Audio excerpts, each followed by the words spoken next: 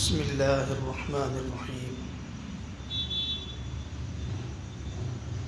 هل ينظرون إلا الساعة أن تأتيهم بغتة قد جاء أشراطها وقال تعالى وفتناك فتونا. عن حذيفة بن اليمان رضي الله عنه قال قام فينا رسول الله صلى الله عليه وسلم مقاما ما ترك شيئا يكون في مقامه ذلك إلى قيام الساعة إلا حدث به حفظه من حفظه ونسيه من نسيه قد علمه أصحابي هؤلاء وإنه ليكون منه الشيء قد نسيته فأراه فأذكره كما يذكر الرجل وجه الرجل إذا غاب عنه ثم إذا رآه عرفه أو كما قال صلى الله عليه وسلم. رب اشرح لي صدري ويسر لي أمري واحلل عقدة من لساني يفقهوا قولي. رب زدني علما وارزقني فهما. سبحانك لا علم لنا إلا ما علمتنا إنك أنت العليم الحكيم. عزیزان گرامی، آج کتاب الفتن کا درس شروع ہو رہا ہے۔ اس سلسلے میں ابتدا میں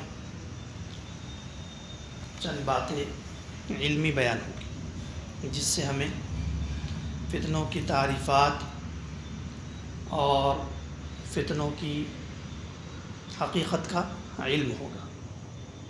فتنہ یہ عربی زبان کا لفظ ہے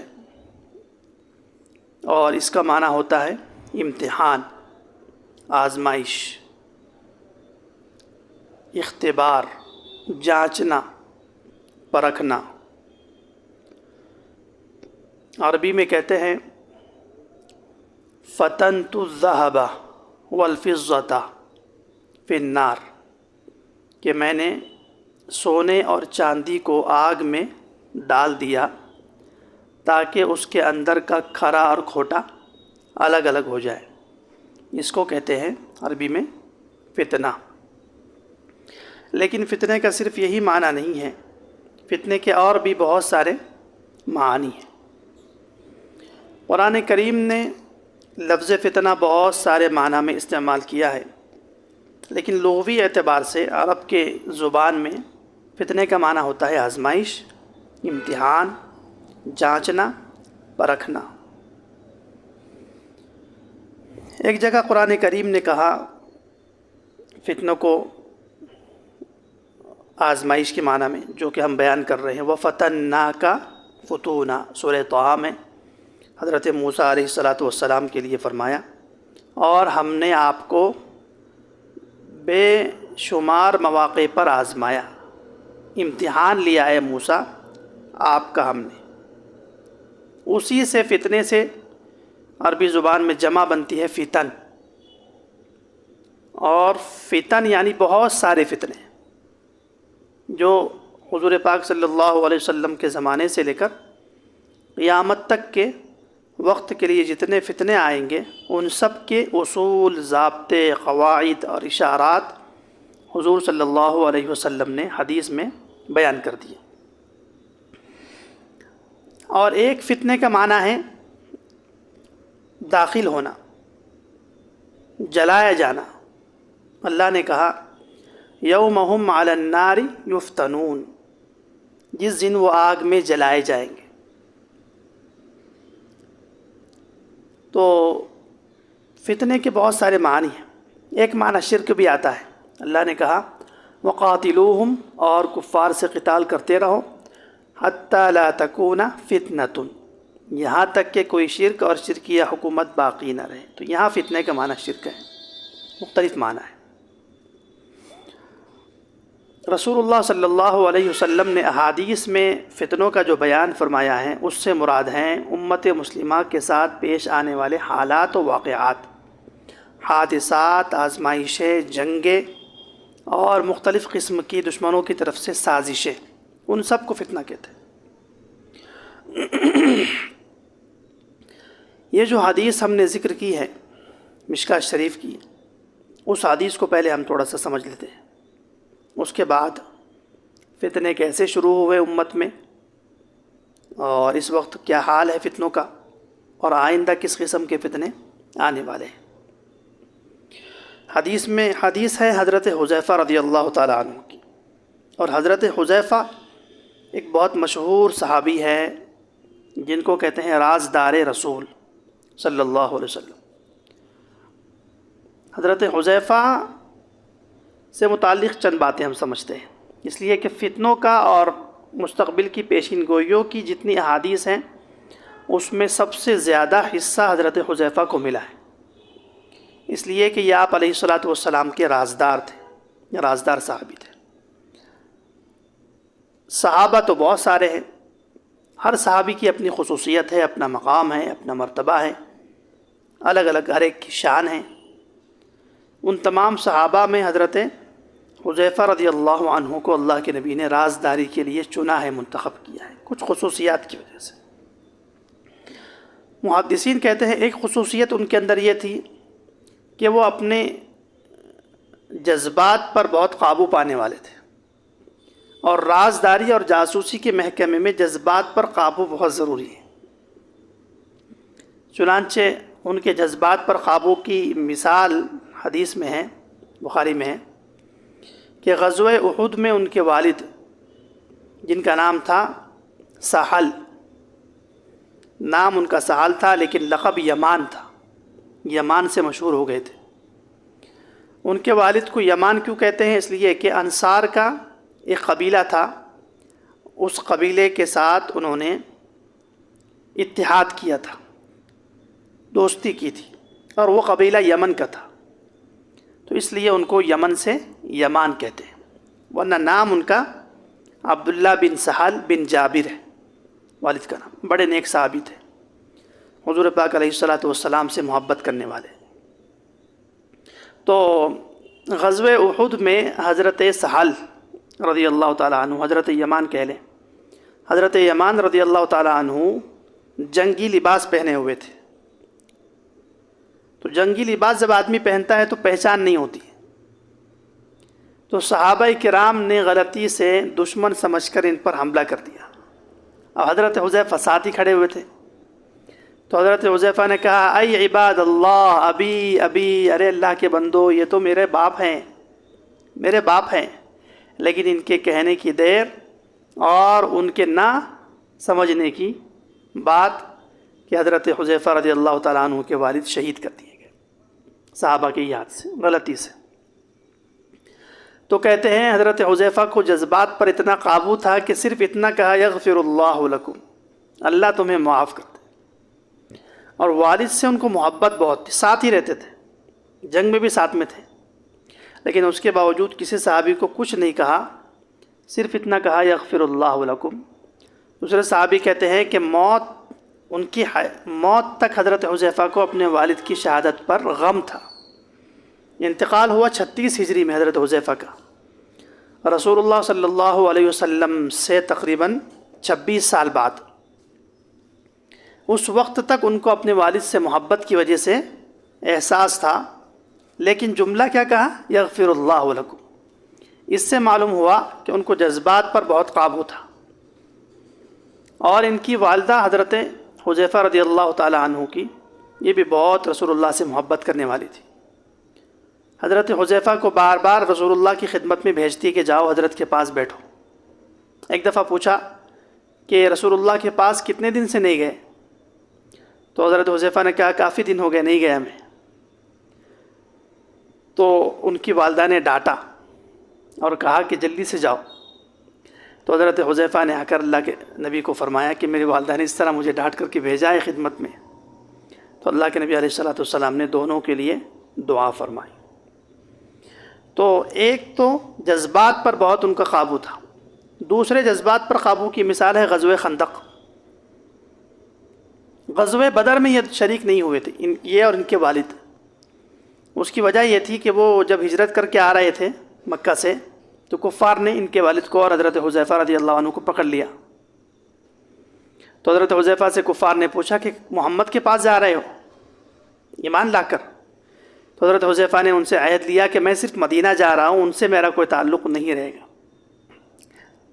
تو جب وہ اللہ کے نبی کے پاس آیا اور حضرت سے کہا کہ اس طرح میں کہہ کے آیا ہوں، تو فرمایا تم نے تو عہد کر لیا، اب غزوہ بدر میں تم کفار کے خلاف نہیں آ سکتے، مسلمانوں میں تو وعدہ وفائی، عہد پورا کرنا ہے.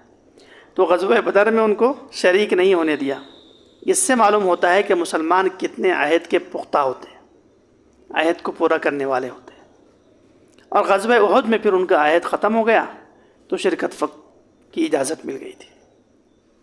تو غزوہ خندق کے موقع پر آپ علیہ الصلوۃ والسلام نے فرمایا کہ اے حذیفہ، یہ جو لشکر ہے کفار کا، جا کر ان کی جاسوسی کرو، دیکھو ان کو. حضرت حذیفہ رضی اللہ تعالی عنہ تشریف لے گئے.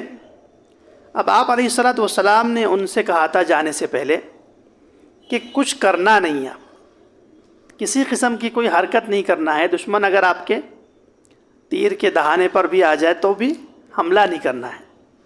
کہتے ہیں حضرت ابو سفیان رضی اللہ عنہ لشکر کے امیر تھے. حضرت حذیفہ گئے اور کہتے ہیں کہ میرے تیر کے نشانے پر حضرت ابو سفیان آ گئے، اگر میں تیر مار دیتا تو وہ وہیں پر شہید قتل ہو جاتے. لیکن مجھے اللہ کے نبی کا فرمان یاد آ گیا اور جذبات پر میں نے قابو پا لیا. اور میں نے جو معلومات حاصل کرنی تھی وہ معلومات حاصل کر کے میں آ گیا. تو حضرت حذیفہ رضی اللہ تعالیٰ عنہ کی بہت ساری خصوصیات ہیں.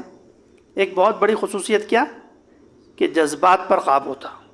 اور محکمہ جاسوسی میں کیا ضروری ہے؟ کہ آپ نے دشمن کو کیسے قابو کرنا ہے، اور دشمن کے قابو میں جب جانا ہے تو کس طرح اپنے چہرے کے، اپنے دل کے، اپنی دھڑکنوں کے جذبات کو قابو میں رکھنا ہے. فوراً اظہار ہم جیسے لوگ کر لیتے ہیں. دوسری خصوصیت یہ تھی کہ صحابہ میں ایک صحابی ہے رازدار. اللہ کے نبی علیہ الصلوۃ والسلام نے ان کو بنایا تھا رازدار رسول. تو حضرت حذیفہ رضی اللہ تعالیٰ عنہ کی یہ روایت ہے. فرماتے ہیں کہ آپ صلی اللہ علیہ وسلم کھڑے ہوئے، صحابہ کو جمع فرمایا. دوسری روایات سے معلوم ہوتا ہے کہ غزوہ تبوک سے واپسی کا واقعہ ہے. غزوہ تبوک سے جہاد کا سفر ہے، صحابہ واپس آ رہے تھے، خالی ہے. راستے میں مقام ہوا مدینہ سے قریب. دیکھا کہ صحابہ کچھ اس طرف کچھ اس طرف کچھ اس طرف جا رہے ہیں. تو حضور پاک علیہ الصلوۃ والسلام نے صحابہ کو جمع فرما کر تقریر فرمائی. اس روایت میں یہ ہے ما ترک شیئا من مقامہ الی قیام الساعہ، کہ آپ علیہ الصلوۃ والسلام جہاں کھڑے تھے وہاں سے آپ علیہ السلام نے فتنوں کا ذکر شروع کیا، حادثات کا، واقعات کا، جنگوں کا، ملاحم کا تذکرہ کرنا شروع کیا. قیامت تک جتنے آنے تھے سارے فتنوں کا تذکرہ کیا. یہ روایت مختلف طرق سے آئی، تقریباً 5 اور روایت اسی مضمون کی ہے. ایک روایت ہے حضرت عمرو ابن اخطب، یہ بھی بڑے صحابی ہے اور کئی غزوات میں حضور پاک علیہ الصلوۃ والسلام کے ساتھ رہے ہیں. اور یہ دونوں روایات اصلاً مسلم شریف کی ہے اور بخاری کی بھی ہے. اس کو روایت کیا کس نے؟ لیکن صاحب مشکات نے، جہاں سے ہم پڑھ رہے ہیں. وہاں مسلم میں بھی یہی بات ہے. اس روایت میں یہ بات ہے کہ قام رسول اللہ صلی اللہ علیہ وسلم فینا، آپ علیہ السلام کھڑے ہوئے مقاماً، ایسی جگہ میں، ما ترک شیئا یکون فی مقامہ ذلک الی قیام الساعہ، نہیں چھوڑا کوئی بات اپنے قیام سے لے کر قیامت تک کے آنے تک، ساری باتیں، ساری فتنوں کا ذکر کیا. کہتے ہیں حفظہ من حفظہ، صحابہ میں سے جس نے کچھ یاد رکھنا تھا یاد رکھ لیا، ونسیہ من نسیہ، اور جس نے بھول جانا تھا وہ بھول گیا. پھر حضرت ابو ہریرہ، حضرت حذیفہ رضی اللہ عنہ فرماتے ہیں کہ اب ظاہر سی بات ہے ایک آدمی سارے فتنوں کا ذکر کرے قیامت تک کے، بہت ساری باتیں مثلا ہمارے سامنے اگر آدھے گھنٹے میں 1 گھنٹے میں آ جائے تو ساری باتیں تو انسان کو ترتیب وار یاد نہیں رہ سکتی نا، لیکن اتنا ہو جائے گا کہ آپ اس مجلس سے اٹھیں گے اور پھر موت تک کے کہیں بھی جائیں گے تو اس مجلس کی جو بات بھی کسی سے سنیں گے، اس مضمون کی کوئی بات سنیں گے، اس سے ملتی جلتی کوئی بات سنیں گے تو آپ کو کچھ نہ کچھ خاکہ ذہن میں آ جائے گا۔ فرماتے ہیں حضرت حذیفہ کہ یہی بات میرے ساتھ ہوئی، صحابہ میں سے تو کسی نے یاد رکھا، کسی نے بھول گیا۔ ابو داؤد شریف میں تو ہے کہ تناسوا، انہوں نے آمدن بھلا دیا، اتنا بڑا مضمون کیسے یاد رکھ سکتے، تو آمدن انہوں نے بھلا دیا۔ کہتے ہیں کہ میں جب کسی آدمی کو مثال دی ہے حضرت حذیفہ نے کہ ایک آدمی کسی آدمی کا چہرہ دیکھ لیتا ہے، ٹھیک، اور اس کے بعد 20 سال کے بعد اس کو اچانک اس پر نظر پڑ گئی تو یاد آ جاتا ہے کہ اس آدمی سے کہیں نہ کہیں ملاقات ہوئی تھی۔ کہتے ہیں اسی طرح مجھے اس مجلس کی تمام باتیں یاد ہو جاتی ہے، بس کہیں تذکرہ ہوتا ہے، کوئی بات اس سلسلے کی ہو جاتی ہے تو مجھے یاد آ جاتی ہے۔ تو آپ علیہ الصلاۃ والسلام نے غزوہ تبوک سے کہ واپسی کے سفر میں یہ مجلس قائم کی، جس میں حضرت کے زمانے سے لے کر قیامت تک کے آنے والے جتنے فتنے تھے ان سب کا بیان کیا۔ محدثین کہتے ہیں کہ مسند احمد میں ایک روایت ہے، اس روایت کا اس سے کچھ نہ کچھ تعلق ہے، وہ یہ کہ ایک چرواہا یہودی بکریاں چرا رہا تھا، ایک بھیڑیا آیا اور اس نے آ کر اس کی ایک بکری اٹھا کر لے گیا، تو چرواہے نے، یہودی چرواہے نے اس کا پیچھا کیا، اس کو مارا اور اس کے منہ سے وہ بکری چھڑا لی۔ وہ بھیڑیا اوپر چڑھ گیا ٹیلے پر اور اس نے اپنی دم اونچی کی اور اس نے اس سے بات کی، فرمایا کہ اللہ تعالیٰ نے مجھے روزی دی تھی، تم نے میری روزی چھڑا دی۔ تو بھیڑیا کہنے لگا کہ آج کا دن تو بڑا تعجب خیز ہے کہ ایک بھیڑیا بات کر رہا ہے۔ تو اس بھیڑیے نے کہا اس سے زیادہ تعجب خیز بات بتاؤں، ایک آدمی 2 وادیوں کے درمیان آیا ہوا ہے اور جو آج سے لے کر قیامت تک کے سارے فتنوں کا بیان کر رہا ہے۔ اللہ کے نبی کی طرف اس نے اشارہ کیا۔ کہتے ہیں وہ بھیڑیا وہاں سے فوراً اس نے کہا اچھا نخلستان میں 2 وادیوں کے درمیان؟ اس نے کہا، حضرت کے پاس آیا اور رسول اللہ صلی اللہ علیہ وسلم سے کہا کہ اس طرح واقعہ ہوا ہے۔ بھیڑیا نے گفتگو کی، بڑا تعجب خیز معاملہ ہوا۔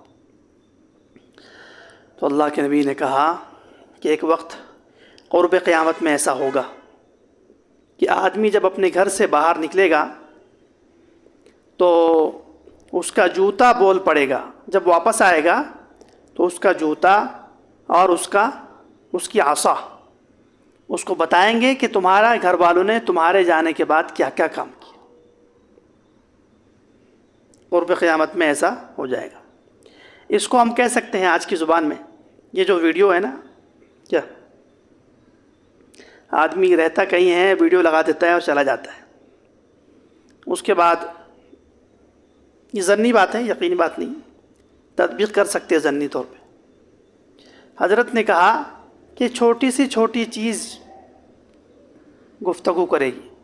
اب کیمرہ تو کہیں بھی لگ جاتا ہے نا، پین میں لگ جاتا ہے، جوتے میں لگ جاتا ہے، پنکھے میں لگ جاتا ہے، دروازے میں لگ جاتا ہے، جو آ کر کیا ہوتا ہے، ساری تفصیلات، آپ کہیں بھی بیٹھے ہوئے ہیں اور آپ کو ساری حرکتوں کا علم، اس جیسی اور بھی کوئی چیز آ سکتی ہے جو بالکل ہی جوتے ٹائپ ہو۔ اب رسول اللہ صلی اللہ علیہ وسلم نے اس حدیث میں حضرت حذیفہ رضی اللہ عنہ کے مطابق ما ترک شیئا من مقامہ ذلک الی قیام الساعہ الا حدث بہ، کوئی چیز چھوڑی نہیں، ساری چیزیں بیان کر دی۔ سوال ہو سکتا ہے کہ اتنی ساری چیزیں قیامت تک آنے والی کیسے آپ علیہ الصلاۃ والسلام نے بیان فرمائی؟ نمبر 1 تو اس کا آسان سا جواب ہے، محدثین کہتے ہیں کہ یہاں پر تفصیلات اور جزئیات کا ایک ایک باریک باریک چیزوں کا تذکرہ نہیں ہے، اصول بیان کرتا ہے. جیسے قرآن کریم قیامت تک کے لیے ہے، قیامت کے بعد کے لیے بھی ہے. اب قرآن کریم نے اصول بیان کر دی، ایسے ہی آپ علیہ الصلوۃ والسلام نے فتنوں کے اصول بیان کر دی جو قیامت تک کے آنے والے فتنوں کی طرف اشارہ کریں گے. کیا اصول بیان کیے؟ مثال کے طور پر آپ علیہ الصلوۃ والسلام نے یہ فرمایا کہ میری امت میں ابو داؤد شریف کی روایت کے مطابق 4 فتنے ہوں گے. میں آسان کر کے کہتا ہوں، یہ مثال کے طور پر. اس حدیث پر انشاءاللہ بعد میں گفتگو ہوگی. حضرت نے کہا کہ 4 فتنے ہوں گے: فتنہ احلاس، فتنہ سرا، فتنہ دہیمہ، فتنہ دجال. وہاں جو مسجد میں گفتگو ہوئی 11 ہفتے بلقیس میں، تو وہاں ہم نے گزارشات پیش کی تھی کہ فتنہ احلاس تو چلا حضرت عثمان سے لے کر 1924 تک، فتنہ سرا چلا 1924 سے لے کر 1990 یا 2000 تک، اور فتنہ دہیمہ شروع ہوا 2001 سے، جو گر گیا تھا نا معیشت کا ٹاور، کفر کی معیشت کا. تو وہاں سے فتنہ دہیمہ شروع ہوا اور خروج ظہور مہدی تک چلتا رہے گا. بتائیے 4 جملے اور آ گئے نا ساری باتیں. کتنے جملے؟ محض 4 جملے. فتنة الأحلاس، قال وما فتنة الأحلاس، قال هي فتنة حرب وحرب. بس کتنا مختصر جملہ ہے کہ فتنہ احلاس حضرت کسے کہتے ہیں؟ تو اللہ کے نبی نے فرمایا کہ جس میں جنگیں ہوگی اور ہنگامہ ہوگا، افراتفری ہو. بس وہ حضرت عثمان کی شہادت ہونا اور اس کے بعد افراتفری اور جنگ مسلط ہونا مسلمانوں پر، اور وہ سلسلہ چلتے چلتے چلتے چلتے تقریباً 1342 ہجری اردو والی 1924 انگریزی میں چلتا رہا. اس کو کہتے ہیں ایک مجلس میں ساری گفتگو کر لینا. پھر فرمایا ثم فتنة الصوائمہ دخلوها فتنة السراء، پھر فتنہ سرا شروع ہوگا. اس کی ایک علامت ذکر کی بس، اور منوان اسی طرح ہو گیا کہ یہ فتنہ ایسے شخص کے ذریعے سے شروع ہوگا جو اپنے آپ کو اہل بیت میں سے کہے گا لیکن وہ اہل بیت میں سے نہیں ہوگا. انما اولیاء المتقون. اسی طرح شریف مکہ کا واقعہ پھر تفصیل آتی ہے اس میں. اس کے بعد کا ثم فتنة الدہیمہ، اور فتنہ دہیمہ کی کچھ صفات ذکر کی جو آج بالکل صادق آ رہی ہے. جیسے ایک صفت مشہور ہے لطمت لطمتن، کہ مسلمانوں کے ہر گھر میں یہ فتنہ داخل ہوگا، ہر مسلمان کے فرد کو اس میں سے حصہ ملے گا. تو ہم نے وہاں تفصیل سے ذکر کیا. یہاں بھی انشاءاللہ اس حدیث کو بعد میں تفصیل سے ذکر کریں گے، اور اس پر کہیں کہیں ہفتوں گفتگو ہو سکتی ہے، کیونکہ فتنہ دہیمہ کے بہت سارے مظاہر ہیں، شکلیں یعنی. تو ایک شکل اگر انٹرنیٹ لے لیا جائے تو ہر آدمی اس میں مبتلا ہو چکا ہے، امام حرم سے لے کے یہاں تک. ہو ہی نہیں سکتا کہ اس نے میوزک نہ سنی ہو، الا من رحم اللہ. کوئی بہت اللہ والا ہو سکتا ہے، ورنہ کہیں نہ کہیں میوزک کا، فحاشی کا، اوریانی کا اور سیٹلائٹ کا فتنہ سب پر چھایا ہوا ہے. اس کے علاوہ سود کا فتنہ. تو یہ مطلب ہے حضرت حذیفہ کا کہ آپ علیہ الصلوۃ والسلام نے ما ترک شیئا، کوئی چیز نہیں چھوڑی جو بیان کرنا شروع کر دی، یعنی اصول اور ضابطے بیان کیے. اس قسم کے فتنے آئیں گے، اس میں تفصیلات ہوتی ہے پھر، اور جزئیات کو بیان نہیں کیا جاتا. اب سوال ہو سکتا ہے کہ حضرت کے بارے میں ایک مسلمانوں کے کچھ لوگ کہتے ہیں کہ عالم الغیب ہے، اور اس سے تو معلوم ہو رہا ہے قیامت تک کا سارا علم ہے. پھر کیا جواب دیں گے اس کا؟ تو اس کو یاد رکھیے، علم غیب نہیں کہیں گے، اس کو اطلاع غیب کہتے ہیں، انباء غیب، اخبار عن الغیب. کہ اللہ تعالیٰ نے جیسے شریعت کا علم دیا، یہ جو علم ہے فتنوں کا، ملاحم کا، جنگوں کا، اس کا بھی تعلق شریعت سے. تو شریعت کا تو سارا علم دیا تھا اللہ کے نبی کو، دنیا کی باریکیوں کا علم نہیں تھا. تو چونکہ امت کو بچانا ہے فتنوں سے، جنگوں سے، تو اللہ کے نبی علیہ الصلوۃ والسلام کو اللہ تعالیٰ نے یہ اصول ضابطے پہلے ہی بیان کر دیے تھے.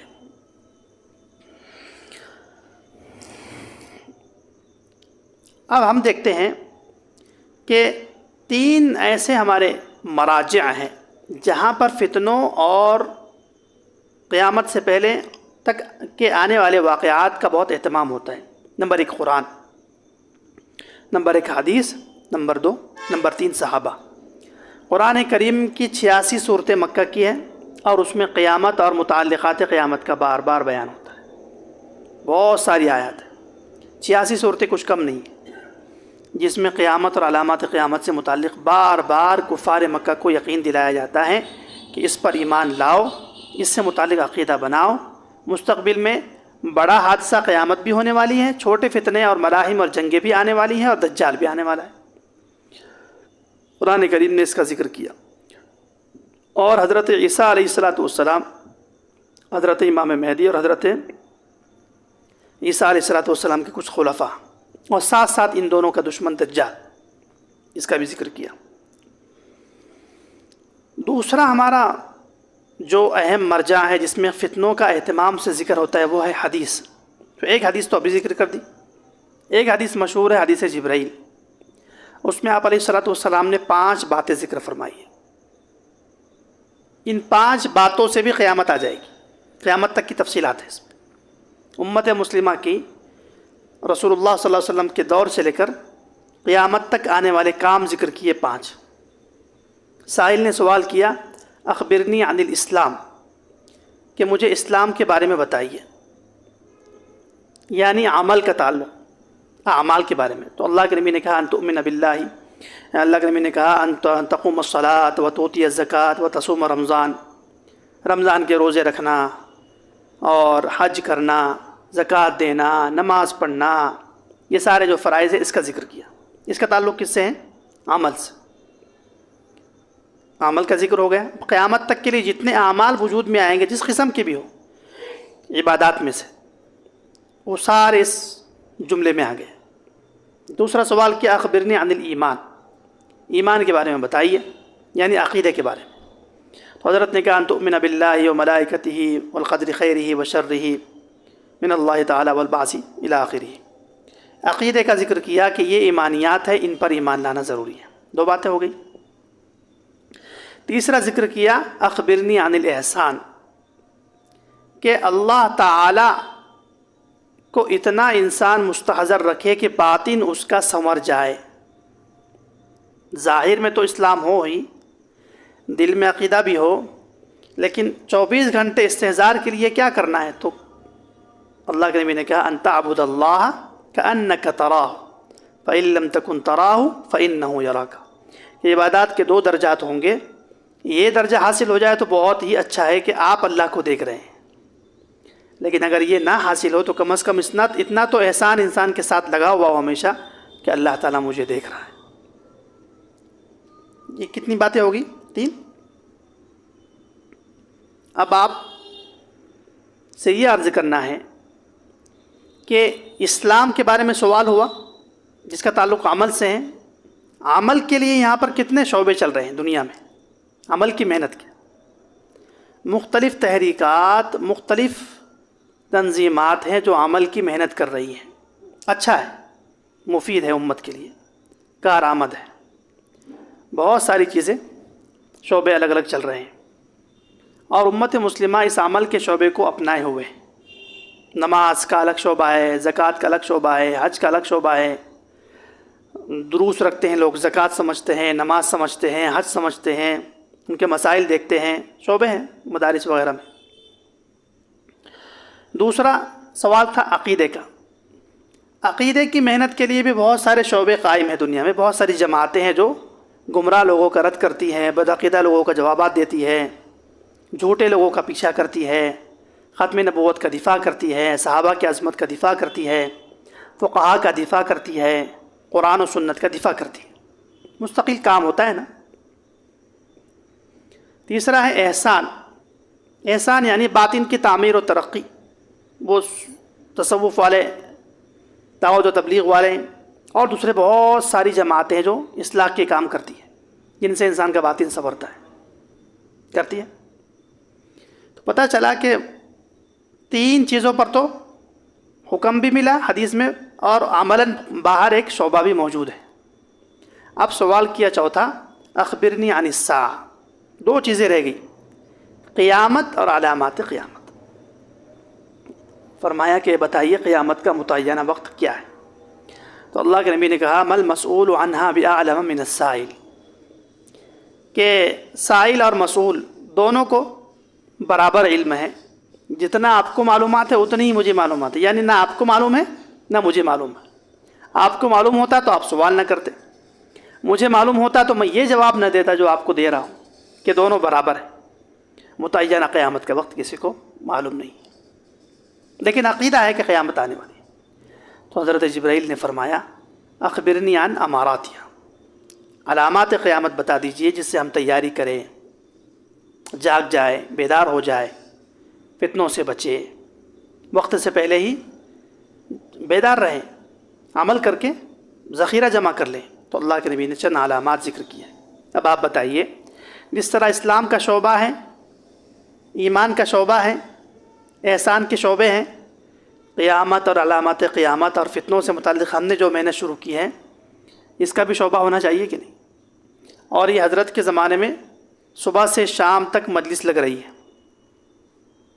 حضرت عامر بن اخطب کی روایت میں ہے کہ ایک صبح اللہ کے نبی علیہ السلام نے فجر کی نماز پڑھائی، یہ اسی مضمون کی حدیث ہے۔ فصعد المنبر، ممبر پر تشریف فرما ہو، فخطبنا، تقریر فرمائی، وعظ فرمایا، حتی حضرت الظہر، ظہر کی نماز کا وقت ہو گیا، اتر گئے، نماز پڑھائی، کچھ جو بھی کھانا وانا تھا اس سے فراغت ہوئی، پھر چڑھ گئے۔ فخطبنا حتی حضرت العصر، عصر تک خطبہ فرماتے رہے۔ فنزل، اتر گئے ممبر سے، صلی العصر، عصر کی نماز پڑھائی، اس کے بعد پھر چڑھ گئے، حتی غربت الشمس، یہاں تک کہ سورج ڈوب گیا۔ فأخبرنا بما هو کائن،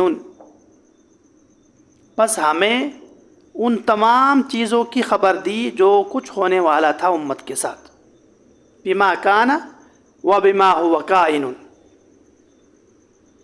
اس حدیث سے بھی معلوم ہو رہا ہے کہ رسول اللہ نے صبح سے شام تک مجلس لگائی، صحابہ کو اپنی دوسری مصروفیات سے روک دیا۔ اگر جہادی سفر تھا تب تو سب رکے ہوئے تھے، ایک سفر میں مشغول تھے، سب فارغ تھے، لیکن المنبر سے معلوم ہو رہا ہے کہ مدینہ میں تھے۔ صعید المنبر، نزلہ، صعیدہ لفظ آیا نا، اس سے کیا معلوم ہوا کہ مدینہ میں تھے۔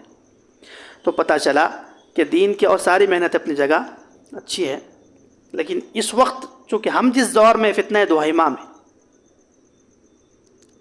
یہ بہت خطرناک، کالا، تاریک فتنہ ہے، جس میں مسلمان کا ہر فرد کا حصہ لگ چکا ہے، لگ رہا ہے، اور یہ مزید خطرناک ہونے والا ہے۔ اس کی بھی مجالس جس طرح بھی ہم نے چھوٹی موٹی قائم کی ہے، ضروری ہے تاکہ ہم فتنوں سے بچیں۔ اگر صرف عمل ہی، عقیدہ ہی اور تزکیہ ہی ضروری ہوتا تو حضرت مجلس نہ لگاتے۔ تو اللہ کے نبی علیہ السلام نے اس حدیث میں 5 چیزوں کا ذکر فرمایا: اسلام کا، ایمان کا، احسان کا، قیامت اور علامات قیامت۔ اس حدیث سے یہ معلوم ہوا کہ قیامت اور علامت قیامت بھی مستقل ایک محنت کی چیز ہے۔ اس طرح اور بھی بہت ساری احادیث ہیں، میں نے مثال پیش کر دی آپ کو۔ تیسری چیز ہے صحابہ۔ صحابہ، حضرت حذیفہ ابن اسید، یہ دوسرے صحابی ہیں۔ حضرت حذیفہ ابن اسید الغفاری رضی اللہ عنہ کہتے ہیں کہ اطلع النبی صلی اللہ علیہ وسلم علینا، آپ علیہ السلام تشریف لائے، ونحن نتذاکر، ہم آپس میں گفتگو کر رہے تھے۔ تو اللہ کے نبی نے کہا ما تذاکرون، کس چیز کی گفتگو کر رہے ہو؟ صحابہ نے کہا نذکر الساعہ، ہم قیامت کے بارے میں گفتگو کر رہے ہیں۔ تو اللہ کے نبی نے فرمایا انہا لن تقوم حتی تروا 10 آیات، کہ قیامت اس وقت تک قائم نہیں ہوں گی جب تک کہ 10 بڑی علامات ظاہر نہ ہو جائے۔ پھر آپ علیہ السلام نے کہا کہ سب سے پہلے دھواں نکلے گا، وہ دھواں علامت ہوگی دجال کے نکلنے کی، اس کے بعد دجال نکلے گا، اس کے بعد دابۃ الارض نکلیں گے، حدیث میں اس طرح ہے، اس کے بعد حضرت عیسیٰ کا نزول ہوگا، اس کے بعد یاجوج ماجوج نکلیں گے، اس کے بعد 3 خسف ہو گئے، مشرق میں زمین میں دھسائے جانے کا واقعہ، مغرب میں اور جزیرۃ العرب میں، اور اس کے بعد یمن سے آگ نکلے گی۔ اس حدیث کو پیش کرنے کا مقصد یہ کہ صحابہ کرام کس چیز کی گفتگو کر رہے تھے آپس میں بیٹھ کے؟ فتنوں سے بارے میں، قیامت اور متعلقات قیامت کے بارے میں۔ ایک دوسری روایت میں ہے کہ حضرت عمر صحابہ کی مجلس میں آئے، حضرت حذیفہ اس میں موجود تھے، تو فرمایا ایکم یحفظ قول رسول اللہ فی الفتنہ، کہ تم میں سے اللہ کے نبی کی فتنوں کے بارے میں گفتگو کس کو یاد ہے؟ تو حضرت حذیفہ کہتے ہیں مجھے یاد ہے۔ تو حضرت عمر نے فرمایا کہ تم بہت جری ہو، فرمائیے۔ تو حضرت حذیفہ نے کہا کہ فتنۃ الرجل فی مالہ و اہلہ و ولدہ تکفرہ الصلاۃ والصدقۃ والصوم، کہ انسان کا فتنہ اپنے مال کا، اولاد کا، گھر بار کا، اس فتنے کو تو مٹا دیتی ہے نمازیں، دوسری عبادات، حج وغیرہ۔ حضرت عمر نے فرمایا نہیں، یہ نہیں پوچھ رہا ہوں میں وہ پوچھ رہا ہوں فتنۃ تموج کما یموج البحر، کہ ایسا فتنہ ہوگا جو سمندر کی موجوں کی مانند موجیں مارے گا، یعنی پورا فتنہ امت مسلمہ پر چھا جائے گا، اس فتنے کے بارے میں پوچھ رہا ہوں۔ حضرت حذیفہ نے فرمایا کہ حضرت آپ کو کیا ضرورت ہے اس فتنے سے؟ جب تک کہ آپ رہیں گے فتنے کا دروازہ بند ہے۔ پہلے تو یہ کہا حضرت حذیفہ نے کہ ان فتنوں کے نکلنے کا بڑے ایک دروازہ ہے۔ حضرت عمر نے کہا کہ وہ دروازہ توڑا جائے گا یا کھولا جائے گا؟ فرمایا توڑا جائے گا۔ حضرت عمر نے کہا کہ پھر فتنے رکنے والے نہیں ہیں۔ محدثین کہتے ہیں اس حدیث سے ایک بات تو یہ معلوم ہوئی کہ فتنوں کی مجلس ہوتی تھی، صحابہ پوچھتے تھے، فتنوں کے بارے میں سوالات کرتے تھے، تفصیلات معلوم کرتے تھے۔ اور دوسری بات یہ معلوم ہوئی، محدثین کہتے ہیں کہ وہ جو دروازہ تھا جس سے فتنے رکے ہوئے تھے وہ حضرت عمر تھے رضی اللہ تعالیٰ عنہ۔ یہ حضرت عمر کا اتنا بڑا اونچا مقام تھا، اور حضرت عمر کو خود بھی علم تھا کہ میری وجہ سے فتنے رکے ہوئے۔ اب سوال ہوتا ہے کہ حضرت عمر کی وجہ سے فتنے رکے ہوئے کیوں تھے؟ تو اس کا جواب محدثین نے دیا کہ صحابہ کو مدینے سے باہر جانے سے حضرت عمر نے روک دیا تھا کہ میرے زندگی میں کوئی صحابی مدینہ سے باہر نہیں جائے گا، کیونکہ جو ہی صحابہ مدینہ سے باہر نکل کر دوسرے علاقوں میں جانے لگے تو پھر فتنے امت مسلمہ کی طرف موقع مل گیا فتنوں کو۔ تو حضرت عمر جب تک تھے پابندی لگائی تھی صحابہ کو کہ سارے مدینہ منورہ میں رہیں گے، کچھ گئے ہوں گے جہاد وغیرہ میں، اس کے علاوہ نقل مکانی کوئی نہیں کرتا تھا حضرت عمر کے زمانے میں۔ حضرت عمر شہید ہوئے، وہ ایک یہودی مجوسی غلام کو کسی نے خدمت میں رکھ دیا، اور اس غلام نے حضرت عمر سے مسئلہ پوچھ لیا کہ میرے جو آقا ہیں وہ بھی صحابی تھے، وہ مجھ سے اتنا 50 درہم ٹیکس لیتے ہیں، تو آپ کہہ دیں ان سے کم لیں۔ حضرت عمر نے کہا کتنا کماتے ہو تم؟ اس نے کہا 70۔ تو کہا کتنا خرچ ہوتا ہے مہینے میں؟ اس نے کہا 5 درہم۔ تو حضرت نے کہا 15 ساتھ رکھ لو، 5 خرچ کر لو، باقی کے 50 دے دو ان کو، کیا مسئلہ ہے؟ تو اس کو جب سے حضرت عمر سے دشمنی ہو گئی تھی کہ میری طرفداری میں انہوں نے فیصلہ نہیں کیا۔ وہ انجینئر تھا، وہ جیسے آج کل بھی مدینہ کے اطراف میں اور مکہ کے اطراف میں بدبخت یہودیوں کو انہوں نے پالا ہوا ہے، انجینئروں کو یہ نقصان پہنچا رہے ہیں۔ یہود کے انجینئر آتے ہیں، پرزے درست کرتے ہیں حرم کے، حرمین کے۔ تو حضرت عمر نے کہا کہ ایک کوئی چیز بنانی ہے مجھے، اسی سے کہا، فیروز اس کا نام تھا، ابو لولو فیروز نام تھا۔ تو اس نے کہا کہ میں بناؤں گا ایسی کہ زمانہ یاد کرے گا۔ تو حضرت عمر اس کے جملے سے سمجھ گئے کہ یہ میرے قتل کا ارادہ کر چکا ہے۔ تو بہرحال اس نے حملہ کیا، حضرت عمر زخمی ہو گئے۔ تو حضرت عبداللہ ابن عباس بڑے مفسر صحابی تھے، وہ آئے، انہوں نے کہا کہ یہ کیسی حالت ہو گئی، کیسا؟ تو حضرت عمر ان پر غصہ ہوئے کہ تمہارے والد کی وجہ سے یہ سب ہوا ہے، اگر مدینہ میں اس بدبخت کو نہ رکھتے نا تو اس کی کیا مجال تھی کہ حملہ کرتا۔ اعظم کے لوگ آنے لگے تو مسئلہ ہو گیا، بہرحال مقدر تھی۔ تو حضرت عمر کی شہادت ہوئی، اور وہاں سے یہ فتنے امت مسلمہ میں آنے شروع ہو گئے، اور اس کے بعد پھر امت فتنوں کی شکار ہوئی۔ حضرت عثمان شہید ہوئے، حضرت علی شہید ہوئے، بہت سارے فتنے امت میں داخل ہوئے۔ انشاءاللہ اگلی نشست میں اور تفصیلات پیش کی جائیں گی۔ اللہ تعالی ہم سب کو ہر قسم کے ظاہری باطنی فتنے سے محفوظ فرمائے۔ وصلی اللہ علی النبی الکریم۔ اللہم انا نسألک الہدی والتقی والعفاف والغنی۔ اللہم انا نعوذ بک من الفتن ما ظہر منها وما بطن۔ اللہم انا نسألک الہدی والتقی والعفاف والغنی۔ اللہم انصر الاسلام والمسلمین۔ اللہم انصر عساکر المسلمین۔ اللہم انصر المجاہدین فی کل مکان الذین یجاہدون فی سبیلک ولا یخافون لومۃ لائم۔ سبحان ربک رب العزة عما یصفون وسلام علی المرسلین والحمد للہ۔